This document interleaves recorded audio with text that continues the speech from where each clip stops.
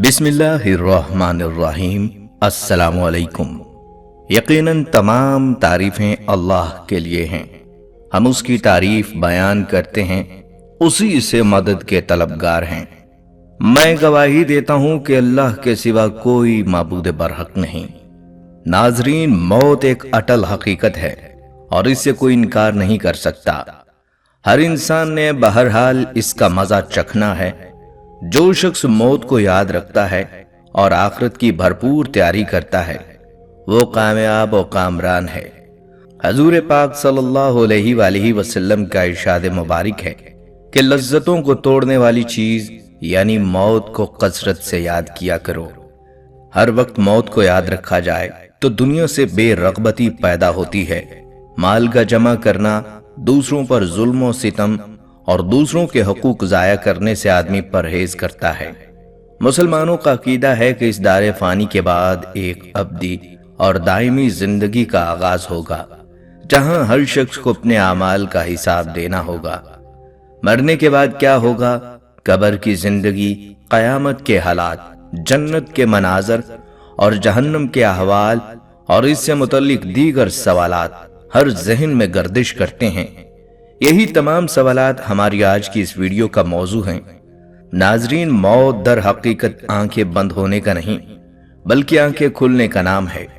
आज की इस वीडियो में हम आपको बताएंगे कि जब मौत के बाद इंसान की आंखें खुलेंगी तो अगली जिंदगी कैसी होगी, मरने के बाद क्या होगा, मैयत कितने वक्त के बाद अपना रंग बदलना शुरू कर देता है और ऐसा किन वजूहात की बिना पर होता है, कब्र की जिंदगी कैसी होगी, कब्र का दिन कैसा होगा। इसके साथ साथ कुछ अहवाल जन्नत और जहन्नुम का भी बयान करेंगे। इन सब के बारे में जानने के लिए आपसे गुजारिश है कि वीडियो को स्किप किए बगैर आखिर तक लाजमी देखिएगा। ख़वातीनो हज़रात, वीडियो का आगाज करते हैं।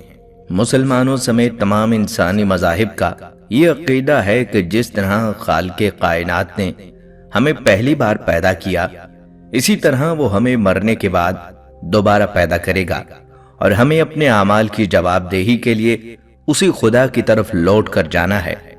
अल्लाह रब्बुल इज़्ज़त ने इब्तिदाए खल्क में तमाम इंसानों की रूहों को पैदा करके उनसे अपनी रबूबियत का इकरार करवाया था।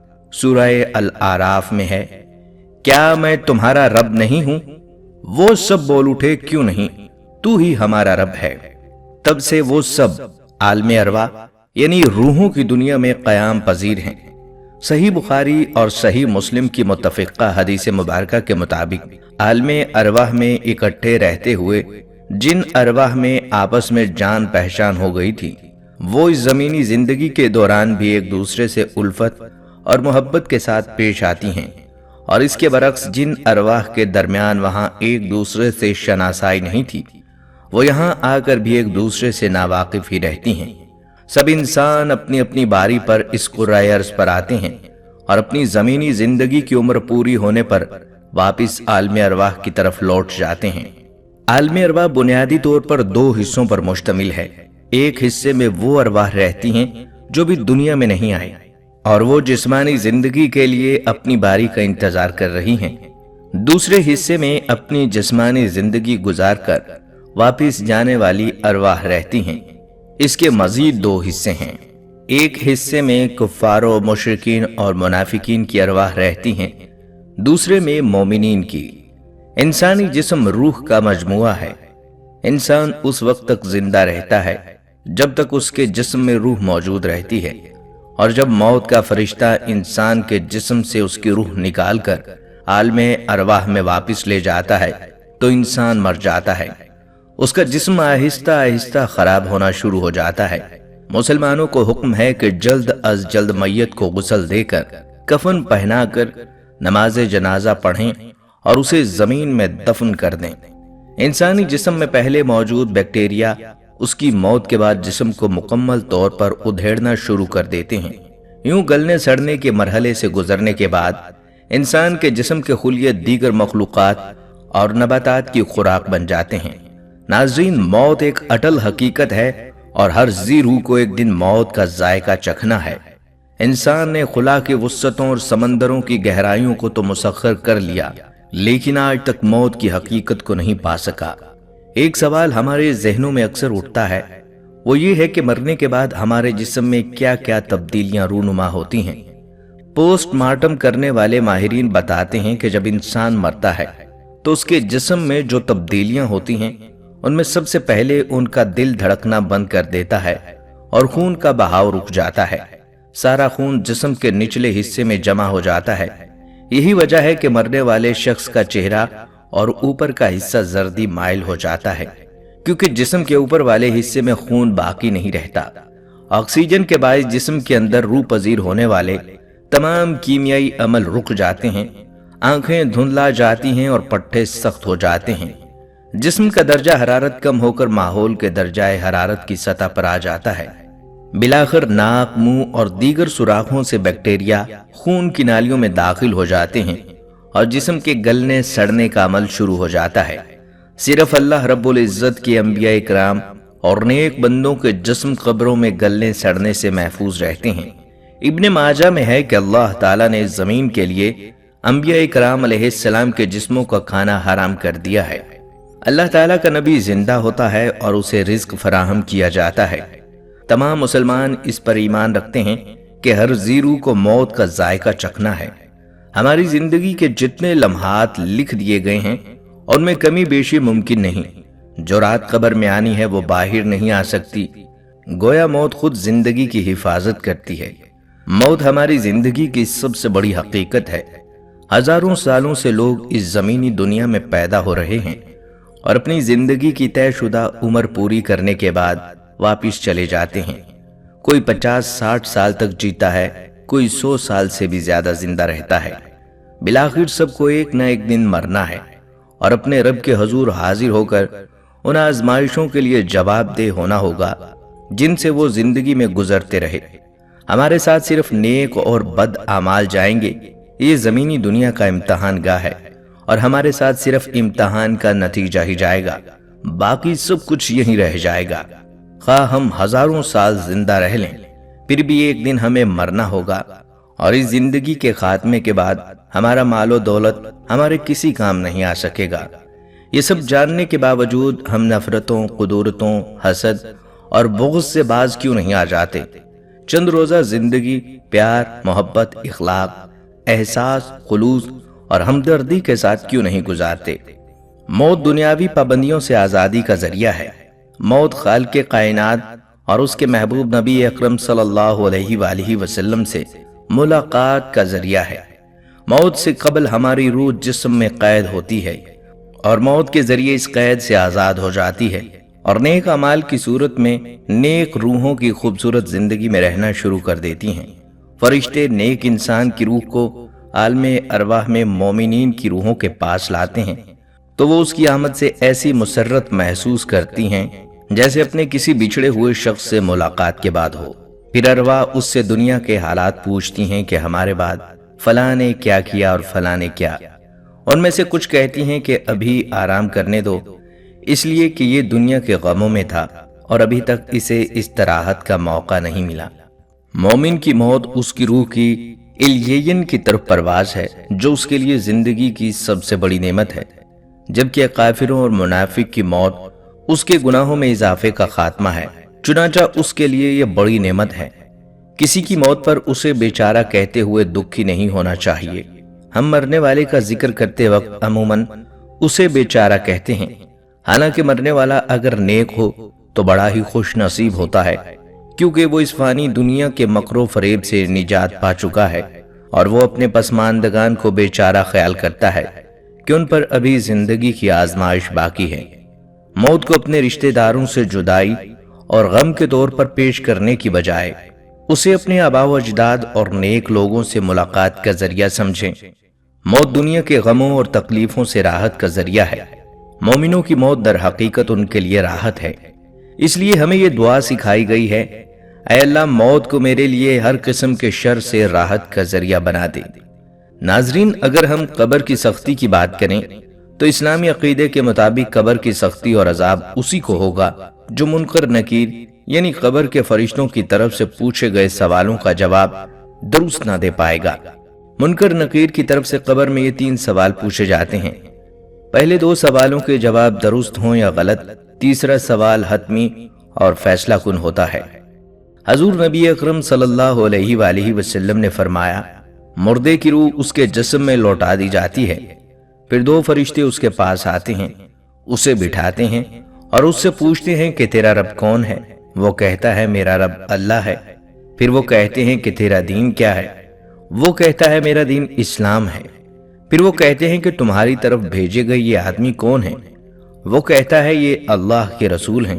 وہ اسے کہتے ہیں کہ تیرے علم یعنی برسالت کی حقیقت کیا ہے؟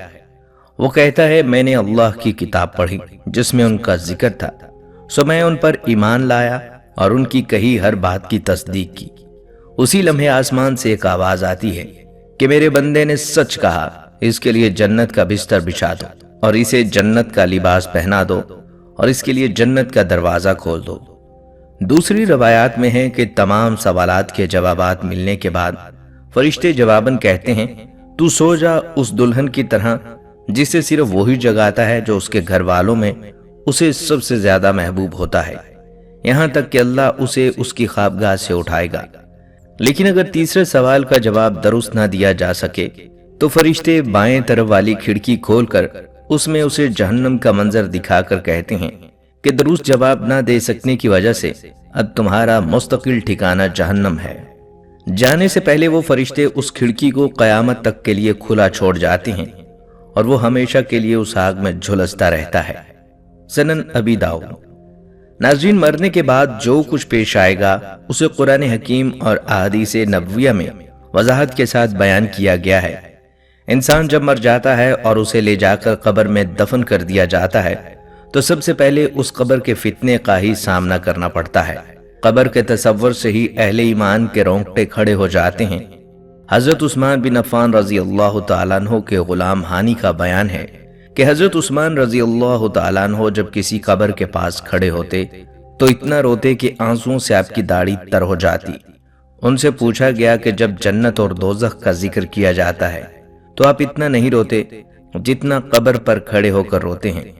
انہوں نے جواب دیا کہ میں نے اللہ کے رسول صلی اللہ علیہ وآلہ وسلم کو فرماتے سنا، قبر آخرت کی منزلوں میں سب سے پہلی منزل ہے، اگر انسان اس میں نجات پا گیا تو بعد میں آنے والی منزلیں اس سے زیادہ آسان ہوں گی، اور اگر وہ اس میں نجات نہ پا سکا تو بعد میں آنے والی منزلیں اس سے زیادہ سخت ہوں گی۔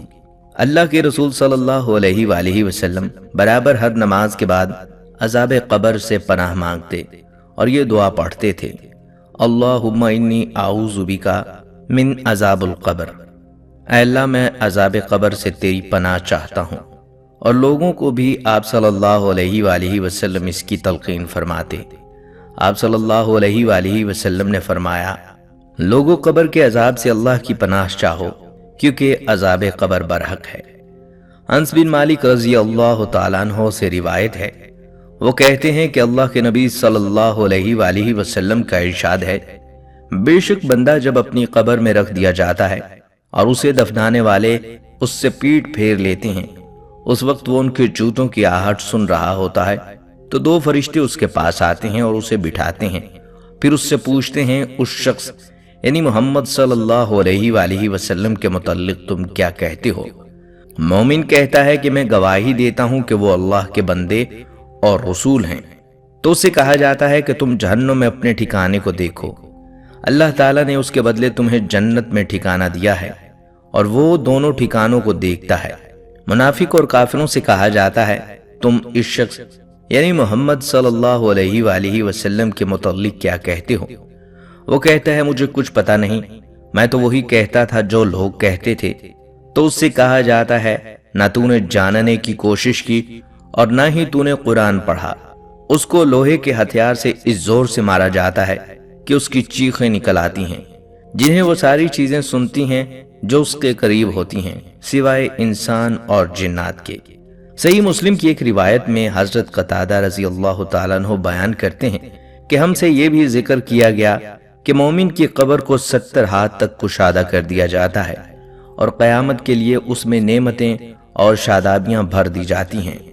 صحیح احادیث میں ہے کہ مومن جو ان دونوں فرشتوں کے سوالوں کے صحیح جواب دے دیتا ہے تو آسمانوں سے ندا آتی ہے کہ میرے بندے نے سچ کہا، اس کے لیے جنت سے بستر لا کر بچھا دو اور اسے جنت کا لباس پہنا دو اور اس کے لیے جنت کا ایک دروازہ کھول دو۔ چنانچہ اس کے پاس جنت کی خوشبو اور نعمتیں آتی رہتی ہیں اور اس کی قبر کو حد نگاہ تک وسیع کر دیا جاتا ہے۔ اس کے برخلاف کافر اور منافق جو ان دونوں فرشتوں کے سوالوں کے جواب نہیں دے پاتے تو آسمان سے ایک ندا آتی ہے، اس کے لیے جہنم کا بستر بچھا دو اور اس کے لیے جہنم کا ایک دروازہ کھول دو۔ چنانچہ اس سے جہنم کی بدبو اور گرم ہوا اس کے پاس آتی رہتی ہے اور اس کی قبر کو اتنا تنگ کر دیا جاتا ہے کہ اس کی دونوں پسلیاں باہم مل جاتی ہیں۔ حضرت زید بن ثابت رضی اللہ تعالیٰ عنہ سے روایت ہے، وہ کہتے ہیں کہ ہم نبی کریم صلی اللہ علیہ وآلہ وسلم کے ساتھ بنو نجار کے ایک باغ میں تھے۔ آپ صلی اللہ علیہ وآلہ وسلم خچر پر سوار تھے کہ اچانک خچر بدکنے لگا، قریب تھا کہ وہ آپ صلی اللہ علیہ وآلہ وسلم کو نیچے گرا دے۔ ہمیں وہاں کچھ قبریں نظر آئیں۔ آپ صلی اللہ علیہ وآلہ وسلم نے پوچھا، ان قبر والوں کو تم میں سے کوئی جانتا ہے؟ تو ہم میں سے ایک شخص نے عرض کیا، اللہ کے رسول صلی اللہ علیہ وآلہ وسلم میں جانتا ہوں۔ آپ صلی اللہ علیہ وآلہ وسلم نے پوچھا، بتاؤ یہ کب فوت ہوئے تھے؟ اس نے کہا کہ شرک کی حالت میں ہی مر گئے تھے۔ تو آپ صلی اللہ علیہ وآلہ وسلم نے فرمایا، بے شک یہ لوگ اپنی قبروں میں آزمائے جا رہے ہیں۔ مجھے یہ ڈر نہ ہوتا کہ تم مردوں کو دفنانا چھوڑ دو گے تو میں اللہ تعالیٰ سے دعا کرتا کہ وہ تمہیں قبر کے عذاب کو سنا دے جو میں سنتا ہوں۔ عبداللہ بن مسعود رضی اللہ تعالیٰ عنہ سے روایت ہے کہ رسول اللہ صلی اللہ علیہ وآلہ وسلم نے فرمایا، بے شک مردوں کو ان کی قبروں میں عذاب دیا جاتا ہے، یہاں تک کہ چوپاہے ان کی آوازیں سنتے ہیں۔ یاد رکھیے، عذاب قبر سے مراد عذاب برزخ ہے۔ جو بھی اس کا مستحق ہوگا اسے یہ عذاب چکھنا پڑے گا، خواہ اسے قبر میں دفن کیا جائے یا آگ میں جلا دیا جائے یا دریا میں ڈال دیا جائے یا کسی درندے نے اسے کھا لیا ہو، کوئی بھی صورت ہو یہ عذاب پہنچ کر رہے گا۔ اللہ تعالیٰ ہر چیز پر قادر ہے، اسے کوئی چیز عاجز نہیں کر سکتی۔ لہٰذا میرے بھائیوں، ہمیں قبر کے عذاب سے بچنے کی فکر کرنی چاہیے۔ حضرت برہ بن عازب رضی اللہ تعالیٰ عنہ روایت کرتے ہیں، وہ کہتے ہیں کہ ہم رسول اللہ صلی اللہ علیہ وآلہ وسلم کے ساتھ ایک جنازے میں تھے۔ آپ صلی اللہ علیہ وآلہ وسلم قبر کے کنارے بیٹھے رو رہے تھے، یہاں تک کہ آپ کے آنسوؤں سے سامنے کی مٹی تر ہو گئی۔ پھر آپ صلی اللہ علیہ وآلہ وسلم نے فرمایا، اے میرے بھائیوں، اس طرح کے دن کے لیے تم بھی تیاری کر لو۔ لہٰذا ناظرین، قبر کی زندگی کے لیے تیاری کرنی چاہیے، اور اس دن کی تیاری ایمان اور عمل صالح کے ذریعے ہو سکتی ہے۔ قبر میں انسان کے ساتھ اس کا عمل جائے گا، اور جیسا اس کا عمل ہوگا اس کے مطابق اس کے ساتھ سلوک کیا جائے گا۔ رسول اللہ صلی اللہ علیہ وآلہ وسلم کا ارشاد ہے، میت کے ساتھ اس کے پیچھے تین چیزیں جاتی ہیں، اس کے گھر والے، اس کا عمل اور اس کا مال۔ پھر دو چیزیں واپس لوٹ آتی ہیں اور ایک چیز اس کے ساتھ باقی رہتی ہے۔ اس کے گھر والے اور اس کا مال واپس آ جاتا ہے اور اس کا عمل اس کے ساتھ باقی رہتا ہے۔ اس لیے ہم میں سے ہر ایک پر یہ گھڑی آنے والی ہے، لہٰذا ہم میں سے کسی کو بھی اس سے غافل نہیں رہنا چاہیے۔ ایمان کے ساتھ ہمیں کثرت سے نیک اعمال کرتے رہنے چاہیے، کب ہم پر یہ گھڑی آ جائے ہم میں سے کسی کو معلوم نہیں۔ ناظرین، قبر میں دفنائے جانے کے بعد اس سے اٹھائے جانے کا مرحلہ پیش آئے گا۔ ہم میں سے بہت سے لوگ یہ سمجھتے ہیں کہ ہم مر کر مٹی میں مل جائیں گے، کون ہمیں دوبارہ زندہ کر سکے گا؟ ارشاد باری تعالیٰ ہے، کیا انسان کو اتنا بھی معلوم نہیں کہ ہم نے اسے نطفے سے پیدا کیا، پھر یکایک وہ صحیح جھگڑالو بن بیٹھا اور وہ ہمارے لیے مثال بیان کرنے لگا اور اپنی اصل یعنی پیدائش کو بھول گیا، کہنے لگا ان گلی سڑی ہڈیوں کو کون زندہ کر سکتا ہے؟ آپ کہہ دیجئے کہ انہیں وہ زندہ کرے گا جس نے انہیں پہلی مرتبہ پیدا کیا، اور جو سب کی پیدائش کا بخوبی جاننے والا ہے۔ قبروں سے اٹھائے جانے کے بعد سارے لوگ میدان حشر میں جمع کیے جائیں گے اور اللہ کے سامنے حساب و کتاب کے لیے پیش کیے جائیں گے۔ ارشاد باری تعالیٰ ہے، تو سور کے پھونکے جاتے ہی سب کے سب اپنی قبروں سے اپنے پروردگار کی طرف تیز تیز چلنے لگیں گے۔ میدان محشر میں لوگ ننگے بدن، ننگے پاؤں اور غیر مختون جمع کیے جائیں گے۔ حضرت عائشہ رضی اللہ تعالیٰ عنہ کا بیان ہے کہ میں نے رسول اللہ صلی اللہ علیہ وآلہ وسلم کو فرماتے سنا ہے، قیامت کے دن لوگ ننگے پاؤں، ننگے بدن اور غیر مختون حالت میں جمع کیے جائیں گے۔ میں نے پوچھا، اے اللہ کے رسول صلی اللہ علیہ وآلہ وسلم، مرد اور عورت سب ایک دوسرے کو دیکھیں گے؟ آپ صلی اللہ علیہ وآلہ وسلم نے فرمایا، اے عائشہ، اس روز کا معاملہ ایک دوسرے کی طرف دیکھنے سے بھی کہیں زیادہ سخت ہوگا۔ ناظرین، قرآن و حدیث کی روشنی میں ہر مسلمان کا یہ ایمان اور عقیدہ ہے کہ ایک دن ایسا ضرور آئے گا جب دنیا کا سارا نظام ہی درہم برہم ہو جائے گا، آسمان پھٹ جائے گا، سورج لپیٹ دیا جائے گا، ستارے ٹوٹ ٹوٹ کر گر پڑیں گے، اور حضرت آدم علیہ السلام سے لے کر دنیا میں آنے والے تمام جن و انس کو اللہ کے دربار میں ایسی حالت میں حاضر کیا جائے گا کہ ہر نفس کو صرف اور صرف اپنی ذات کی فکر ہوگی کہ اس کا نامہ اعمال کس ہاتھ میں دیا جائے گا۔ اس کے بعد انہیں دنیاوی زندگی کے اعمال کی جزا یا سزا دی جائے گی۔ اس دن کو یوم القیامتی کہا جاتا ہے۔ قرآن و حدیث میں اس دن کی سختی اور ہولناکی کو بیان کرتے ہوئے فرمایا گیا کہ قیامت کا دن 50,000 سال کے برابر ہوگا۔ قرآن کریم میں تقریباً 70 جگہوں پر یوم القیامہ کا لفظ وارد ہوا ہے، اور یوم الآخر و دار الآخرہ جیسے الفاظ کا ذکر قرآن مجید میں 20 مرتبہ ہوا ہے۔ نہ صرف مسلمانوں بلکہ عیسائیوں اور یہودیوں کا بھی یہی عقیدہ ہے کہ ایک دن دنیا اور ساری دنیا کی نقل و حرکت ختم ہو جائے گی، اور انسان کے دنیاوی اعمال کے مطابق اللہ کے حکم پر جنت یا جہنم کا فیصلہ سنایا جائے گا۔ دیگر قومیں بھی کسی نہ کسی شکل میں قیامت کے دن کو تسلیم کرتی ہیں۔ عقل کا تقاضا بھی یہی ہے کہ اس پوری کائنات کے وجود کا کوئی اہم مقصد ضرور ہونا چاہیے، اور اشرف المخلوقات کو اپنے کیے ہوئے اعمال کی جزا یا سزا ضرور ملنی چاہیے۔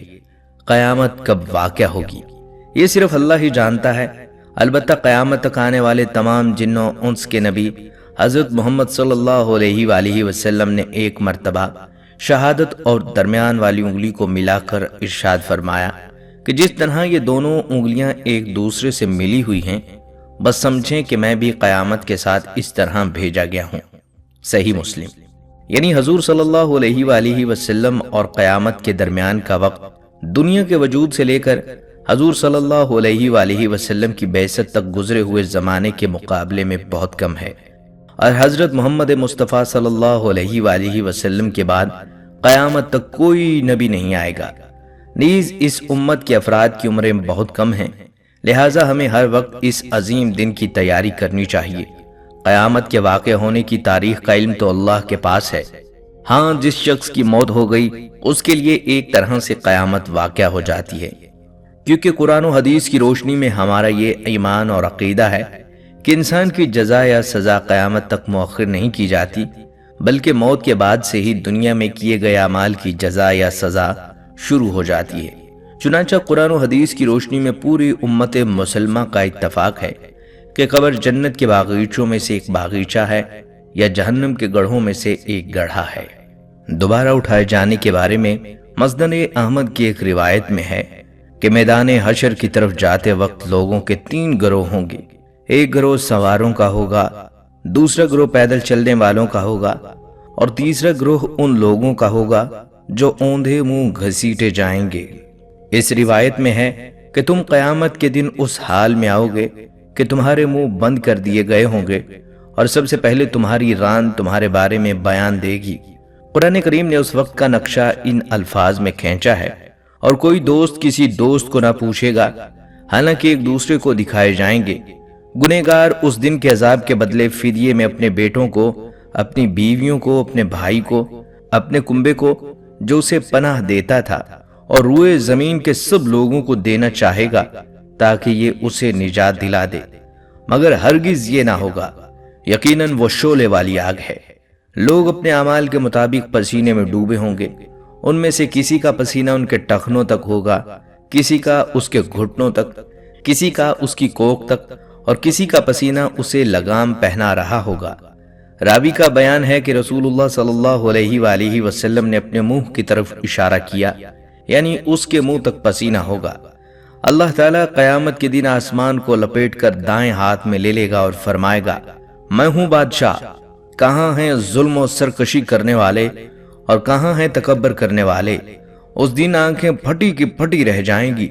सारे लोग अल्लाह के सामने पेश होंगे, उनकी कोई भी चीज उससे पोशीदा ना होगी। अल्लाह ताला हिसाब लेना शुरू करेगा। अब्दुल्ला बिन मसूद रज़ियल्लाहु ताला अन्हु का बयान है कि रसूलुल्लाह सल्लल्लाहु अलैहि वसल्लम का इरशाद है, क़यामत के दिन 5 चीजों के बारे में सवाल से पहले किसी बंदे के कदम अपने रब के पास से टल नहीं सकेंगे।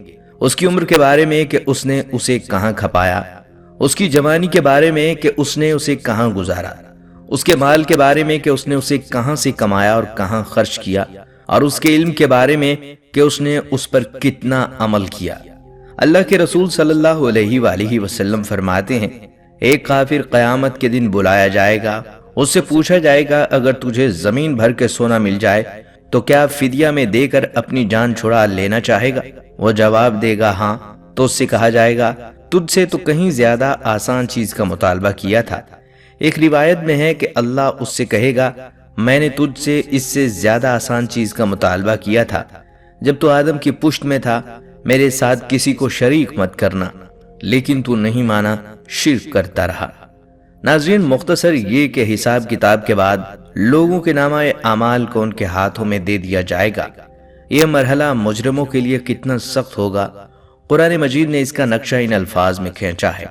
और नामाए अमाल सामने रख दिए जाएंगे, बस तू देखेगा कि गुनहगार उसकी तहरीर से खौफ ज़दा हो रहे होंगे और कह रहे होंगे, हाय हमारी खराबी, ये कैसी किताब है जिसने कोई छोटा बड़ा बगैर घेरे के बाकी ही नहीं छोड़ा, और जो कुछ उन्होंने किया था सब मौजूद पाएंगे, और तेरा रब किसी पर जुल्म और सितम नहीं करेगा। ये वो वक्त होगा जब लोग 2 हिस्सों में बट जाएंगे। कुछ लोग वो होंगे जिनका नामाए अमाल उनके दाहिने हाथ में दिया जाएगा। ये खुशी के मारे लोगों से कहते फिरेंगे, लो मेरा नामाए अमाल पढ़ो, मुझे तो कामिल यकीन था कि मुझे अपना हिसाब मिलना है। और कुछ लोग वो होंगे जिनका नामाए अमाल उनके बाएं हाथ में दिया जाएगा। वो मारे अफसोस के कहेंगे, काश मुझे यह किताब ना दी जाती और मैं जानता ही ना कि हिसाब क्या है। काश कि मौत मेरा काम ही तमाम कर देती। मेरे माल ने भी मुझे कुछ नफा नहीं दिया, गलबा भी मुझसे जाता रहा। नाजरीन, नामाए अमाल पा लेने के बाद सारे लोगों को पुल सिरात से गुजरना होगा। इसके बारे में इरशाद बारी ताला है, तुम में से हर एक वहां जरूर वारिद होने वाला है। ये तेरे परवरदिगार के जिम्मे कतई फैसला शुदा अमर है। अल्लाह के रसूल सल्लल्लाहु अलैहि वसल्लम फरमाते हैं, फिर पुल को लाया जाएगा। हमने पूछा कि ए अल्लाह के रसूल सल्लल्लाहु अलैहि वसल्लम, पुल क्या चीज है? आप सल्लल्लाहु अलैहि वसल्लम ने फरमाया, वो गिरने और फिसलने की जगह होगी जिसमें आंख और आंकड़े होंगे, चौड़े चौड़े कांटे होंगे, उनके सर सादान के खमदार कांटों की तरह होंगे जो नजद में होते हैं। मोमिन उस पर पलक झपकने की मानिद बिजली की तरह, हवा की तरह, तेज रफ्तार घोड़े की तरह गुजर जाएंगे। उनमें से बाज तो सही सलामत निजात पाने वाले होंगे और बाज जहन्नम की आग में झुलस कर बश निकलने वाले होंगे, यहाँ तक कि आखिरी शख्स उस पर से घिसटता हुआ गुजरेगा।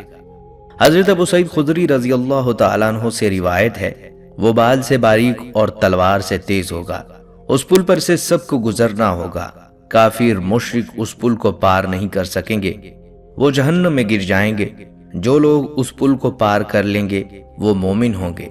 उस पुल से गुजरने के बाद मोमिनीन के लिए हुकूकुल इबाद के क़सास का एक मरहला पेश आएगा।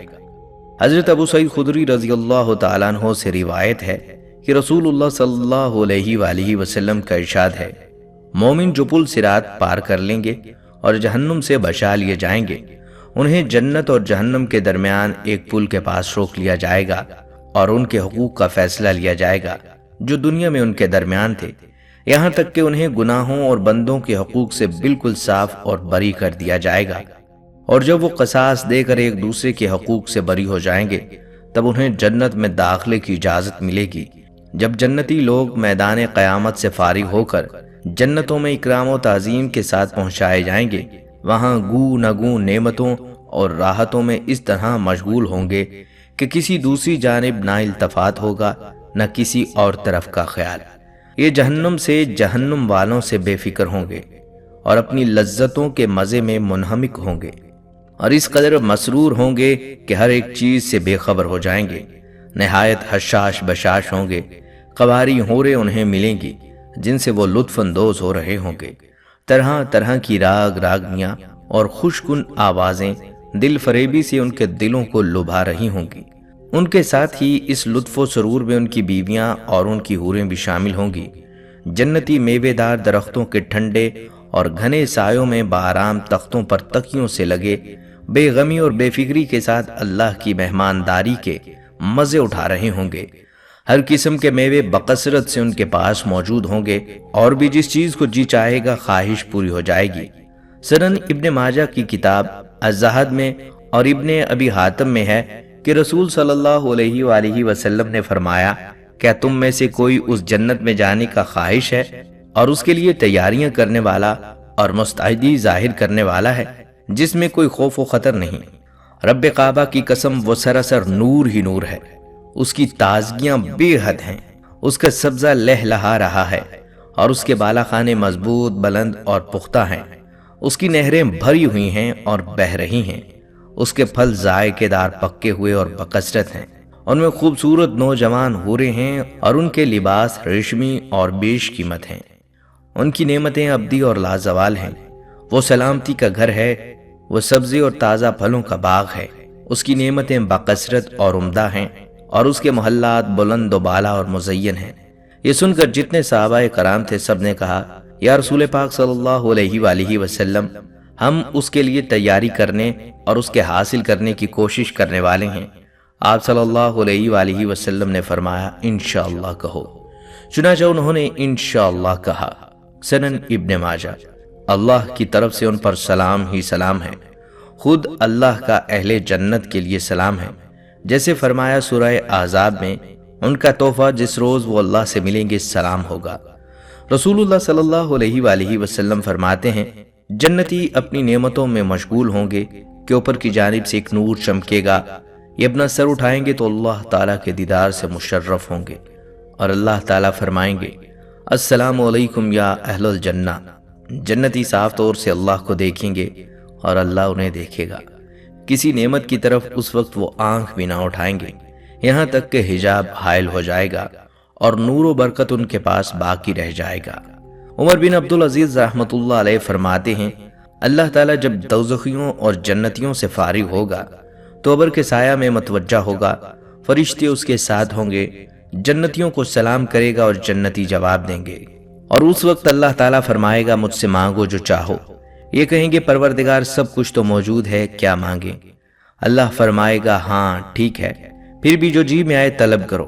وہ کہیں گے، بس تیری رضامندی مطلوب ہے۔ اللہ تعالیٰ فرمائے گا، وہ تو میں دے چکا ہوں، اور اسی بنیاد پر تم میرے اس مہمان خانے میں آئے ہو اور میں نے تمہیں اس کا مالک بنا دیا۔ جنتی کہیں گے پھر، اللہ تعالیٰ ہم تجھ سے کیا مانگیں؟ تو نے تو ہمیں اتنا دے رکھا ہے کہ اگر تو حکم دے تو ہم میں سے ایک شخص کل انسانوں اور جنوں کی دعوت کر سکتا ہے اور انہیں پیٹ بھر کر کھلا اور پہنا اور اڑا سکتا ہے، بلکہ ان سب کی ضروریات پوری کر سکتا ہے، اور پھر بھی اس کی ملکیت میں کوئی کمی نہیں آ سکتی۔ اللہ فرمائے گا، ابھی میرے پاس اور زیادتی ہے۔ چنانچہ فرشتے ان کے پاس اللہ کی طرف سے نئے نئے تحفے لائیں گے۔ ناظرین، قبر کا عذاب اصل میں روح کو ہوتا ہے، سوالات بھی حقیقت میں روح سے ہی ہوتے ہیں۔ اس لیے اگر کسی شخص کو دفن نہ کیا جائے تب بھی تینوں سوالات ہوتے ہیں۔ البتہ بعض احادیث سے معلوم ہوتا ہے کہ روح کے ساتھ بدن کو بھی عذاب ہوتا ہے۔ بے شمار دنیاوی چیزیں نہ سمجھنے کے باوجود ہم انہیں تسلیم کرتے ہیں۔ اسی طرح عالم برزخ میں عذاب اور آرام پر ہمیں مکمل ایمان ہونا چاہیے، خواہ اس کی کیفیت ہمیں معلوم نہ ہو۔ جس طرح عالم برزخ کی زندگی اور اس میں عذاب یا انتہائی آرام و سکون پر ہمارا ایمان ہے، اسی طرح ہمارا یہ ایمان ہے کہ اللہ تعالیٰ نے نیک بندوں کے لیے اپنا مہمان خانہ یعنی جنت تیار کر رکھا ہے، جہاں آرام و آرائش کا ایسا سامان اللہ نے مہیا کر رکھا ہے کہ کوئی بشر اسے سوچ بھی نہیں سکتا۔ دوسری طرف کافروں اور گناہ گاروں کے لیے بھڑکتی ہوئی آگ کی شکل میں جہنم ہے، جہاں پیپ اور بہتا ہوا خون غذا کے طور پر پیش کیا جائے گا۔ اللہ تعالیٰ جہنم سے نجات اور بغیر حساب و کتاب کے جنت الفردوس کا فیصلہ فرمائے۔ ناظرین، مرنے کے بعد جو مراحل پیش آنے والے ہیں ان کی چند جھلکیاں ہم نے آپ کے سامنے رکھنے کی کوشش کی۔ اب آپ بتائیں، کیا جنہیں ان باتوں کا یقین ہو وہ ایک لمحے کے لیے ان سے غافل رہ سکتا ہے؟ نہیں، ہرگز نہیں۔ لہٰذا گناہوں سے باز آ جائیے اور اللہ کے حضور خالص توبہ کریے اور ان کاموں کی طرف تیزی سے دوڑیے جو فتنوں اور میدان محشر کی ہولناکیوں سے اور جہنم کے دردناک عذاب سے ہمیں بچا سکیں۔ حضرت ابو جعلہ شداد بن اوس رضی اللہ تعالیٰ عنہ سے روایت ہے کہ اللہ کے رسول صلی اللہ علیہ وآلہ وسلم نے ارشاد فرمایا، دانش مند ہے وہ شخص جو اپنے نفس کو قابو میں رکھے اور موت کے بعد کی زندگی کے لیے تیاری کرتا رہے، اور نادان ہے وہ شخص جو نفسانی خواہش کی پیروی میں لگا رہے اور اللہ تعالیٰ سے لمبی لمبی آرزویں باندھتا رہے۔ جامع ترمذی۔ اس حدیث میں اللہ کے رسول صلی اللہ علیہ وآلہ وسلم نے دانش مند اور نادان میں فرق واضح فرما دیا کہ حقیقی دانش مند انسان وہ ہے جو دنیا میں لوگوں کے درمیان رہتے ہوئے اپنی ضروریات زندگی کو پورا کرتے ہوئے نفس کو قابو میں رکھے، گناہوں سے باز رہے، ہر قسم کی نافرمانی سے بچتا رہے، اللہ کی ناراضی سے ڈرتا رہے اور اپنی موت اور آخرت کی جواب دہی کو ہر وقت یاد رکھے۔ اللہ پاک سے دعا گو ہیں کہ وہ ہمیں موت کی سختی اور عذاب قبر سے بچائے، آمین۔ دوستو، یہ تھی ہماری آج کی ویڈیو۔ ہم امید کرتے ہیں کہ آپ کو یہ ویڈیو ضرور پسند آئی ہوگی۔ اگر آپ کو ہماری یہ ویڈیو پسند آئی ہے تو آپ سے گزارش کرتے ہیں کہ آپ ہمارے چینل کو ضرور سبسکرائب کر لیں اور ساتھ ہی لگے بیل کے بٹن کو بھی پریس کر لیں تاکہ آپ کے پاس ہماری آنے والی مزید معلوماتی ویڈیوز کا نوٹیفیکیشن بر وقت ملتا رہے۔ سبسکرائب کے ساتھ ساتھ ہماری ویڈیو کو لائک بھی کریں اور اپنی قیمتی رائے کا اظہار کمنٹس میں ضرور کریں۔ کمنٹس میں آپ اپنے سوالات بھی ہم تک پہنچا سکتے ہیں۔ اللہ تعالیٰ آپ کو اپنی حفظ و امان میں رکھے، آمین۔